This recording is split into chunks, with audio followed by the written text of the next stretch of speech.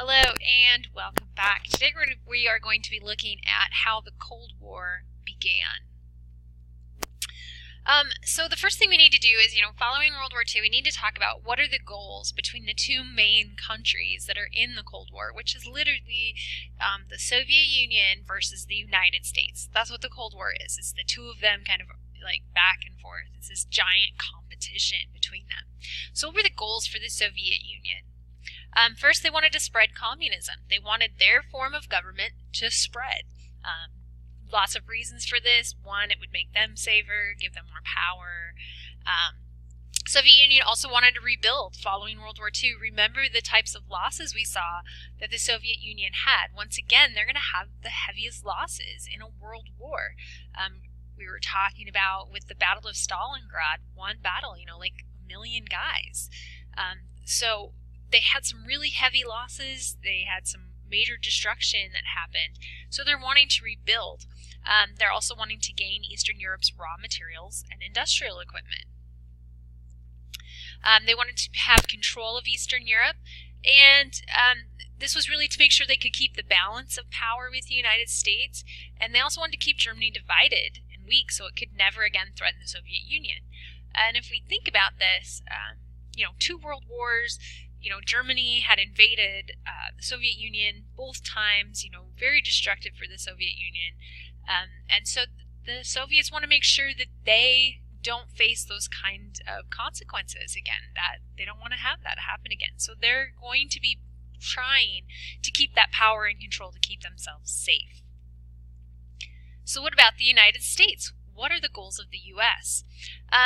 Well, they wanted to give all nations the right to determine their governments for themselves, as long as that wasn't communist. They wanted to also gain access to raw materials and new markets for their industries. They wanted to rebuild the European governments. They wanted to make sure that those European governments were stable this time, not like how it was after World War I. They wanted to make sure that everything became very steady, one, to prevent another war, but two, to provide more markets, places that the U.S. could send its goods, sell its products. The U.S. is going to want to reunite Germany. Following World War II, Germany gets broken up into those 4 zones, each controlled by a different allied nation. And so the U.S. is really going to want to reunite and bring Germany back together. The United States felt that if Germany was reunited, it would make Europe more secure and it would make Germany productive, so that they didn't have those same consequences where we saw after World War I going into World War II. So this is just kind of showing you, the political, the social, and the economic, viewpoints of the Soviets. And this is the same thing for the United States. You can see that really they have a lot of the exact same goals in mind, just different ideas with it. They both want to spread. They both want to see their form of government take off. Also, they're just opposite types. They both want to get new places to sell their stuff. So a lot of the same goals, just different ideas of what those goals are. So one of the first things that's going to happen is the United Nations is going to be chartered or made up on June 26th of 1945. The idea with the United Nations was when countries were thinking about the League of Nations. Remember, the League of Nations was made after World War I. And the League of Nations, the idea was that countries could come together and talk about their problems so they didn't get, another huge war. Well, then remember, when Japan invaded China, the League of Nations said, hey, don't do that. And Japan's like, what do you do? So this time, what's going to happen is these countries are going to create the United Nations, and they're going to make sure that the United Nations has some power. So the UN, as it's also called, will actually have peacekeeping forces to help make sure that the peace is maintained. The idea behind the United Nations is world peace, having somewhere that countries can come together and come up with ideas and solutions. During the Cold War, it really just kind of becomes a battleground. Are you with the U.S. or are you with the Soviets? And it really becomes like this area where the U.S. and the Soviet Union are going to play out some of that competition that they have. So the Soviet Union is going to start working on those goals that we talked about. And one of the first things it's going to do is the Soviet Union is going to expand by dominating other countries, also known as satellite nations.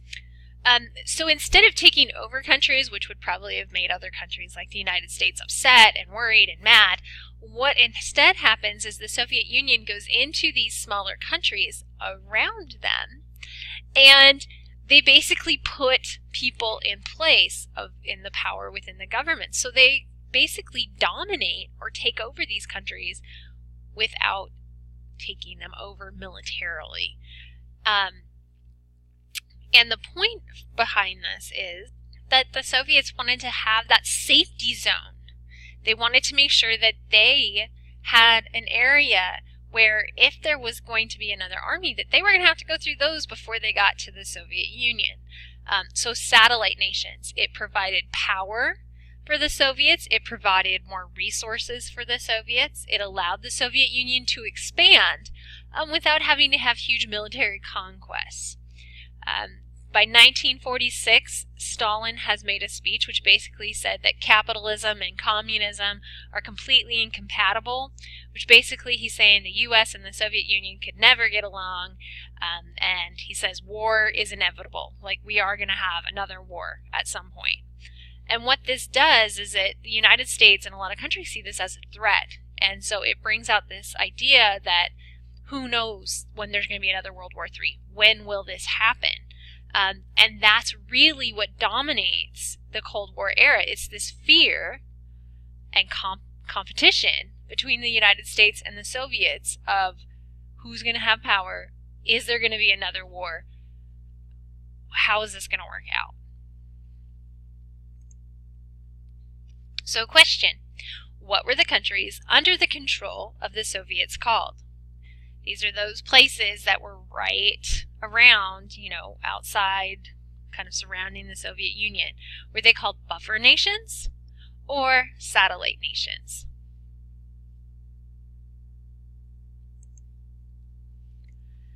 So the U.S., meanwhile, the Soviets beginning to work on its goals, so the U.S. starts to work on its goals too. And what the U.S. is going to do is something called containment, and that is a really important word. We're going to talk about this word over and over again, containment. Basically what containment is the U.S. is trying to stop the spread of communism. And throughout the entire Cold War, that is pretty much what the U.S. is trying to do.